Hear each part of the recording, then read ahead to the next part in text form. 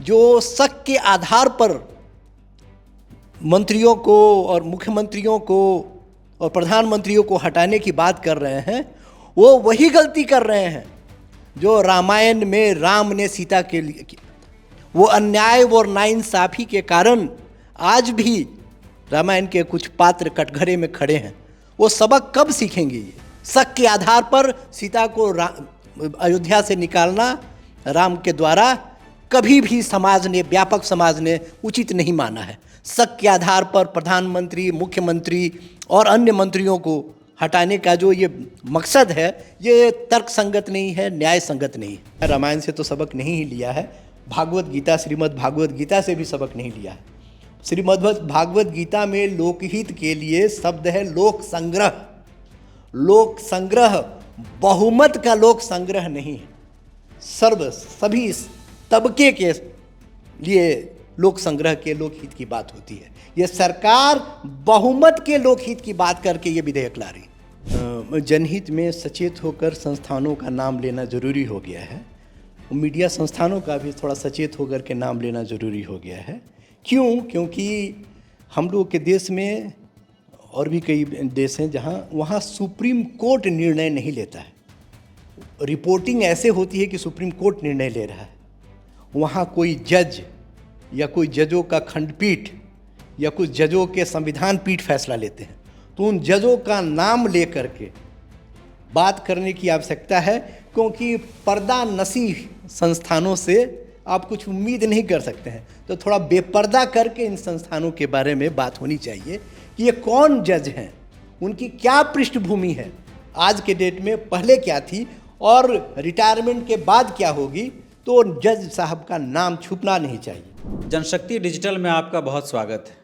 पिछले 5 दिनों से पूरे भारत के अंदर कानून को लेकर बहुत बहस चल रही है। एक बिल लोकसभा में आया है जिसे भारत के गृह मंत्री अमित शाह जी ने पेश किया है, 130वां संविधान संशोधन बिल। उसके साथ साथ राज्यों से और यूनियन टेरिटरीज से संबंधित भी बिल है।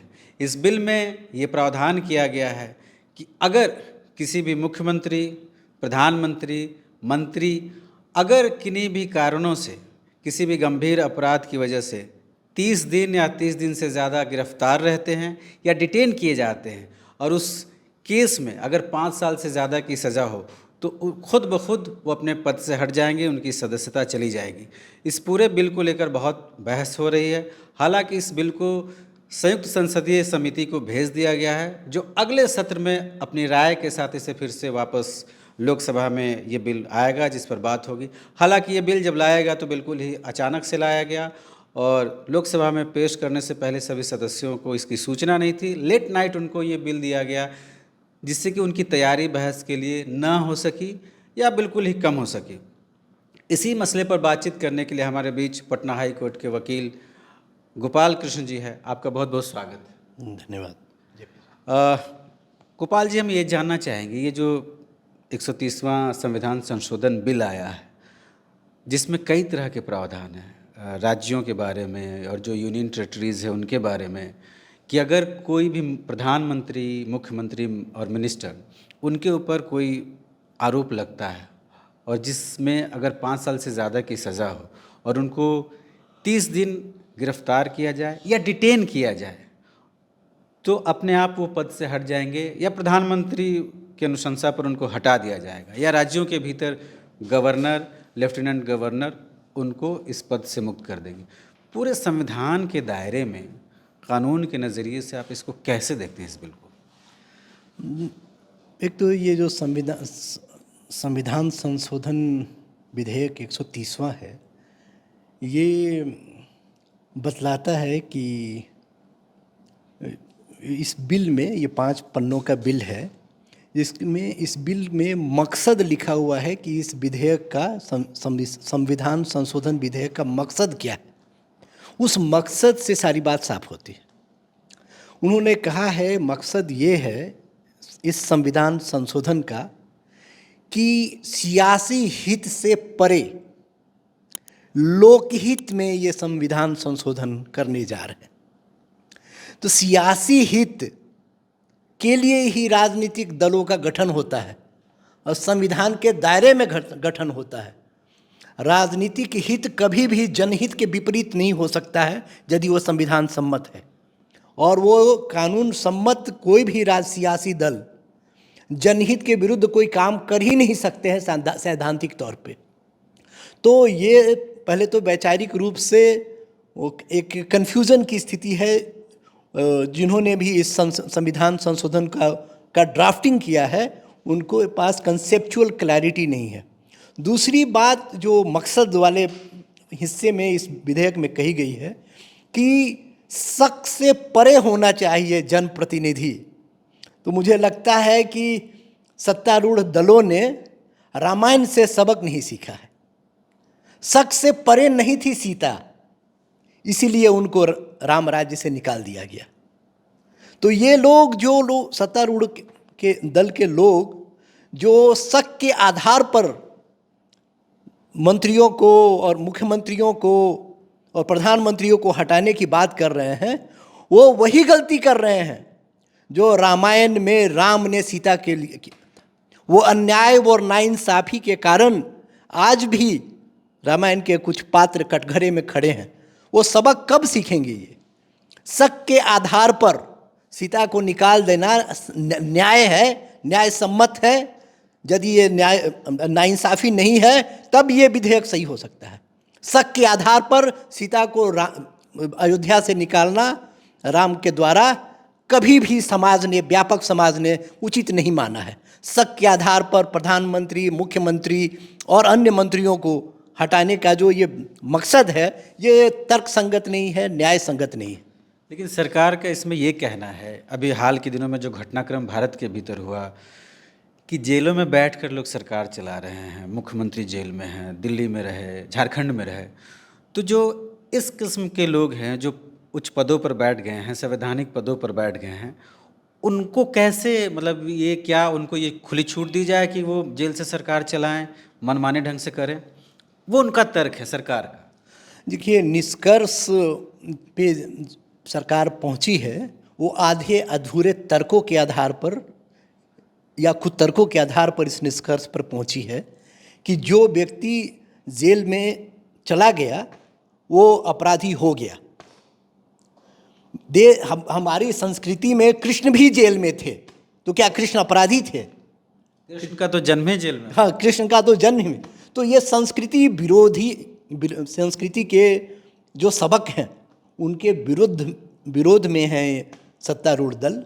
और दूसरी एक महत्वपूर्ण बात है कि बहुत लंबे समय की वैचारिक यात्रा के बाद संविधान जैसा, भारतीय संविधान जैसा एक क्रांतिकारी दस्तावेज सामने आया। उस क्रांतिकारी दस्तावेज के धार को कुंद करने का ये प्रयास है। संविधान का दस्तावेज इसलिए क्रांतिकारी है क्योंकि इससे पहले कभी भी कानून के समक्ष बराबरी का सिद्धांत था ही नहीं भारत में। उस बराबरी के सिद्धांत को नष्ट करने का, यदि आप किसी को शक के आधार पर बेदखल करते हैं मंत्री पद से, तो आप तो तर्क संगत निष्कर्ष पर पहुंचे ही नहीं। हर निष्कर्ष जरूरी नहीं कि तर्क संगत हो। यदि तर्क संगत नहीं है तो निष्कर्ष जो है वो उचित नहीं है।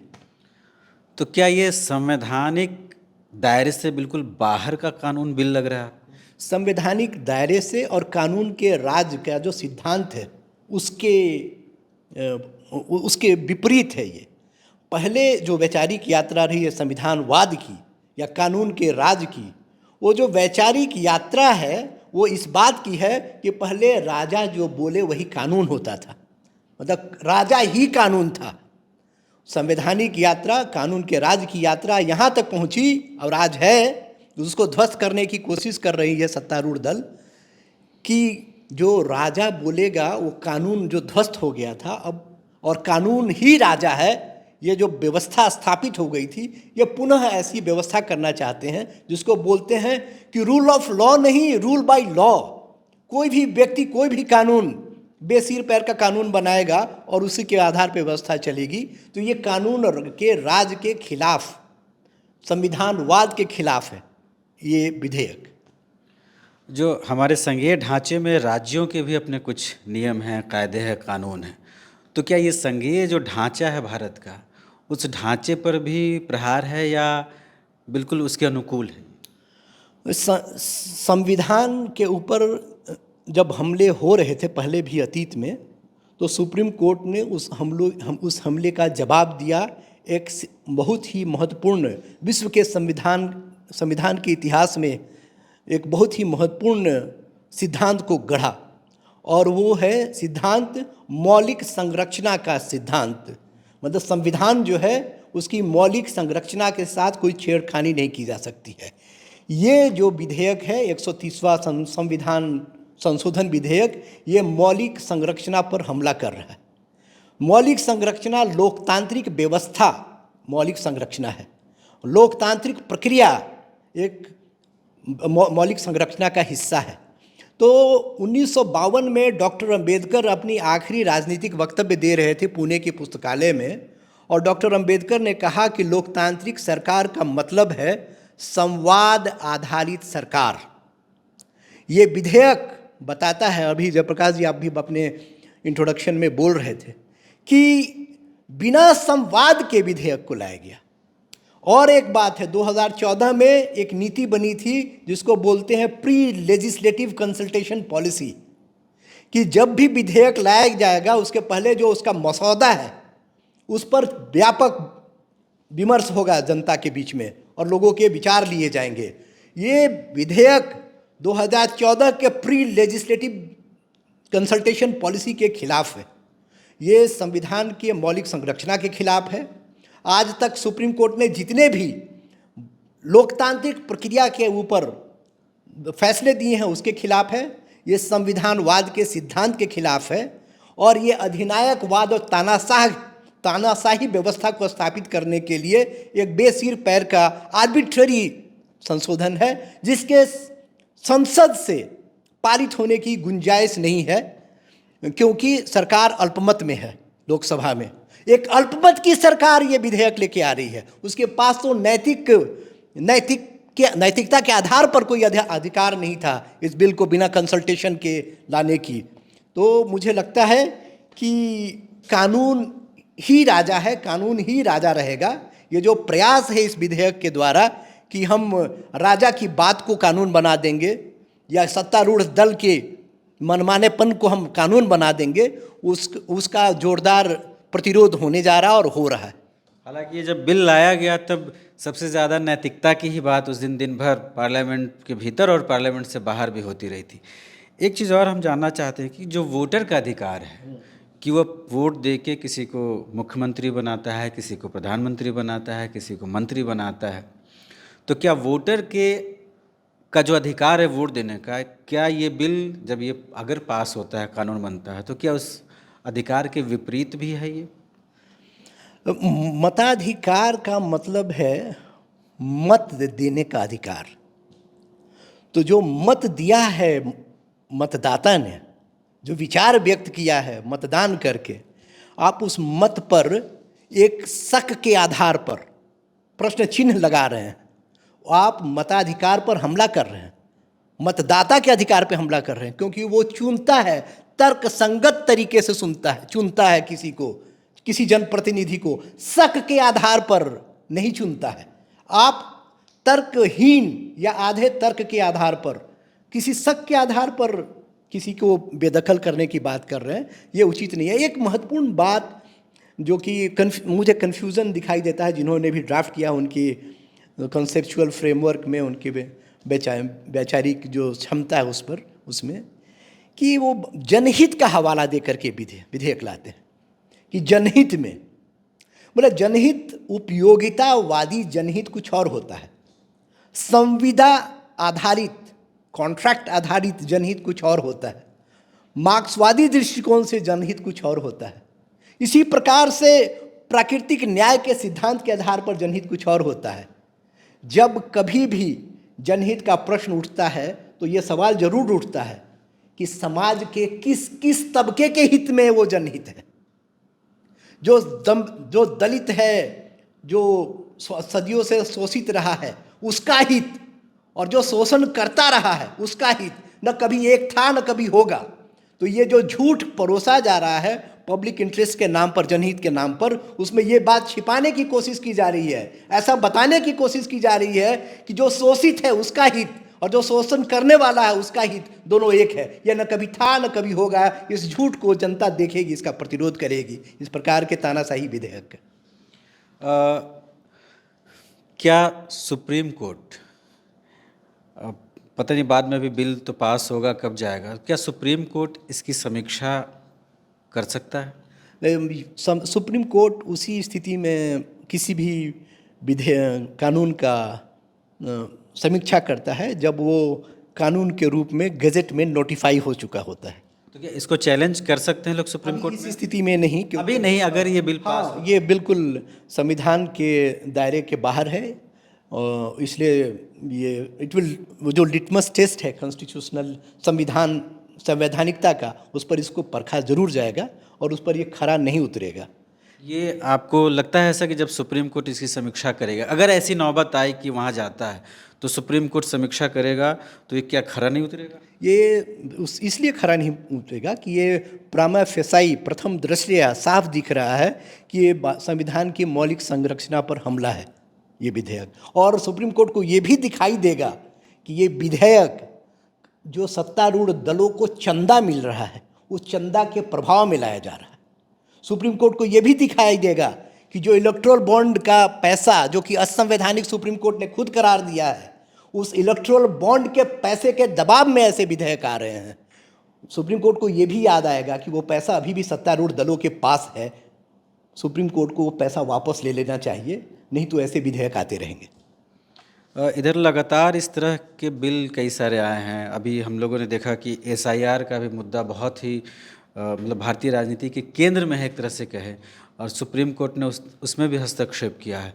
तो अभी हाल के दिनों में जो सुप्रीम कोर्ट का जो नज़रिया है जो चीज़ों को परखने का, वो आपको क्या लगता है, ये संविधान की जो रक्षा सुरक्षा और जो संवैधानिक अधिकार लोगों को है उनकी रक्षा सुरक्षा सुप्रीम कोर्ट ठीक से उसको देख पा रहा है? नहीं, एक्चुअली सुप्रीम कोर्ट या लोकतांत्रिक व्यवस्था में कोई भी संस्थान जनता से बड़ी नहीं है। तो जब कोई भी संस्थान गड़बड़ी करेगी तो जनता की अदालत में उनको कटघरे में खड़ा किया जाएगा। लेकिन अभी SIR वाले में हम लोगों ने इशारा एक तरह से कहें कि जो पहली सुनवाई में कि आप आधार को, राशन कार्ड को, वोटर कार्ड को कंसिडर करें, फिर भी इलेक्शन कमीशन ने कहा कि हम बाध्य नहीं। चुनाव आयोग भारत का चुनाव आयोग है। वर्तमान में जो चुनाव आयोग है वो भारत सरकार का चुनाव आयोग के रूप में अपना रोल अदा कर रहा है और सुप्रीम कोर्ट को ये दिखाई दे रहा है। सुप्रीम कोर्ट भी सुप्रीम कोर्ट ऑफ इंडिया है, भारत का सुप्रीम कोर्ट है, वो supreme court of government of India नहीं है। तो सुप्रीम कोर्ट इस हद तक उसको कम से कम ये तो दिख ही गया कि चुनाव आयोग भारत सरकार के चुनाव आयोग के रूप में काम कर रहा है, भारत के चुनाव आयोग के रूप में काम नहीं कर रहा है। तो जहाँ तक सुप्रीम कोर्ट ने इस संबंध में हस्तक्षेप किया है वो स्वागत योग्य है, संविधान सम्मत है, क्योंकि सुप्रीम कोर्ट अभी तक भारत का ही सुप्रीम कोर्ट है, वो भारत सरकार का सुप्रीम कोर्ट नहीं हुआ है। तो इस मसले पर क्या हम उम्मीद करें जो अगली सुनवाई होगी, खासकर SIR की अगर हम बात करें, तो सुप्रीम कोर्ट कोई निर्णय दे सकता है, कोई फैसला आएगा क्या? सुप्रीम कोर्ट का जो रवैया स्पेशल इंटेंसिव रिवीजन के इलेक्टोरल रोल्स के बारे में है वो बहुत संतोषप्रद नहीं है। और जो आखिरी आदेश सुप्रीम कोर्ट ने अंतरिम आदेश दिया है 14 अगस्त 2025 को, वो भी विश्वास नहीं जगाता है।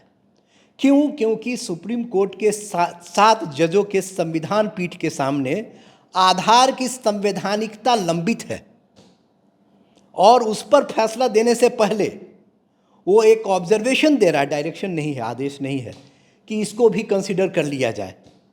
जब देश का सारा आंकड़ा विदेशी हाथों में जा रहा है और इसके प्रमाण सूचना के अधिकार कानून के तहत मिले हैं, सुप्रीम कोर्ट के एक जज ने भी अपने फैसले में लिखा है, 5 जजों की एक संविधान पीठ ने कह दिया है कि वह संवैधानिक है।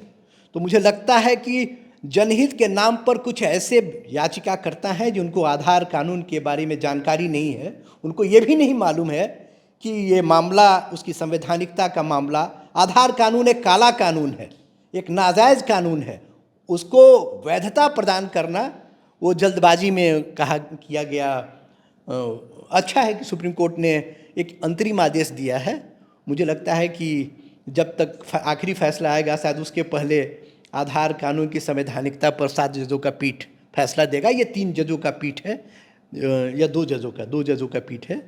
तो वो अभी अंतरिम आदेश से ही काम चला रहा है। कई लोग ये मतलब ये चर्चा है कि जिस तरह से एक तारीख आई, दूसरी तारीख आई, तो कई लोगों में ये चर्चा है, लोगों का कहना है कि ये लंबा खींच रहा है। तो फिर दूसरा भी पक्ष है कि भाई सुप्रीम कोर्ट एक एक चीज़ बहुत ही कायदे से देखकर तभी कोई निर्णय देगा। तो कई बार लगता है, ये आम लोगों में चर्चा है कि सुप्रीम कोर्ट कई बार वक्त ज़्यादा ले रहा है या ठीक समय पर निर्णय नहीं आ रहा है, जिसकी वजह से लोगों में एक बेचैनी या किसी फैसलों को लेकर बहुत सारा कन्फ्यूज़न जैसा रहता है। तो सुप्रीम कोर्ट के जितने निर्णय आ रहे हैं आजकल, वो बिल्कुल लोकहित में बिल्कुल ही 100% हैं या उसमें बहुत सारा इफ एंड बट्स है? नहीं, एक्चुअली क्या है कि इसके बारे में हम लोगों को जनहित में सचेत होकर संस्थानों का नाम लेना ज़रूरी हो गया है। मीडिया संस्थानों का भी थोड़ा सचेत होकर के नाम लेना ज़रूरी हो गया है। क्यों? क्योंकि हम लोग के देश में और भी कई देश हैं वहाँ सुप्रीम कोर्ट निर्णय नहीं लेता है। रिपोर्टिंग ऐसे होती है कि सुप्रीम कोर्ट निर्णय ले रहा है।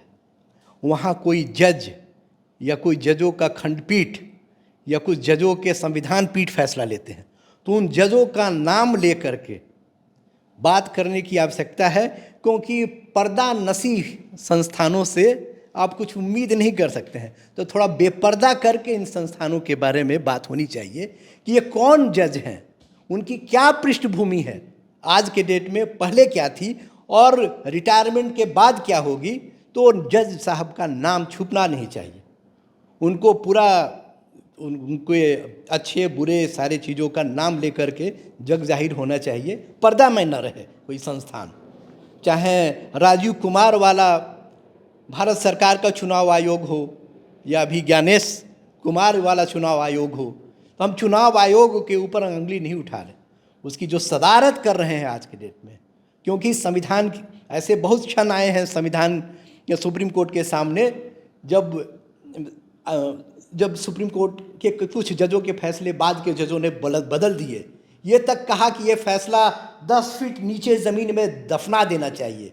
तो जो गलत फैसले आए हैं उस पर देर सवेर फिर एक पीठ बैठेगी, संविधान की पीठ बैठेगी, या कोई संवैधानिक संशोधन होगा लोकसभा में या संसद में, और जो गलत है उसको सुधारा जाएगा। जैसे कि आपातकाल के दौर में भी हुआ था। आपातकाल के दौर में गलतियां हुई और आपातकाल के दौर के बाद उसको सुधारा गया। तो जो गलतियां हैं वो सनातन नहीं हैं। गलतियों को सुधारने का लोकतांत्रिक प्रक्रिया है, और डॉक्टर अंबेडकर का बिल्कुल सही कहना है, क्योंकि लोकतंत्र संवाद का ही संवाद आधारित ही सरकार है। और जनहित वही है जो बेस्ड आर्गुमेंट, तर्क संगत निष्कर्ष के आधार पर जनहित का निर्णय लिया जाता है, वही जनहित में है। कोई सरकार सत्तारूढ़, कोई लोग बहुमत से जनहित तय नहीं होता है, सर्वसम्मति से जनहित तय होता है। और एक बात और मैं बोलूँगा, ये सरकार को संस्कृत साहित्य का से सबक शायद नहीं लिया है, रामायण से तो सबक नहीं ही लिया है, भागवत गीता, श्रीमद् भागवत गीता से भी सबक नहीं लिया है। श्रीमद् भागवत गीता में लोकहित के लिए शब्द है लोक संग्रह। लोक संग्रह बहुमत का लोक संग्रह नहीं है, सभी तबके के लिए लोक संग्रह के लोकहित की बात होती है। यह सरकार बहुमत के लोकहित की बात करके ये विधेयक ला रही। बहुत बहुत शुक्रिया गोपाल जी। जैसा कि आपने कहा भी कि कई बार न्यायपालिका अपनी भी समीक्षा करती है और अपने आप को भी लगातार सुधारने की ओर अग्रसर होती है, और जो संविधान के मूल ढांचे हैं, संविधान में जो लोगों के हित और अधिकार हैं, उसकी सुरक्षा करना भी सुप्रीम कोर्ट का काम है। और अभी भी अपने देश में हम न्याय के लिए न्यायपालिका की तरफ ही देखते हैं और बहुत उम्मीद के साथ देखते हैं। इस पूरे मसले पर बातचीत करने के लिए आपका बहुत बहुत शुक्रिया। आप सभी दोस्तों से आग्रह है कि आप हमारे जनशक्ति डिजिटल को लाइक करें, सब्सक्राइब करें और शेयर करें। नमस्कार।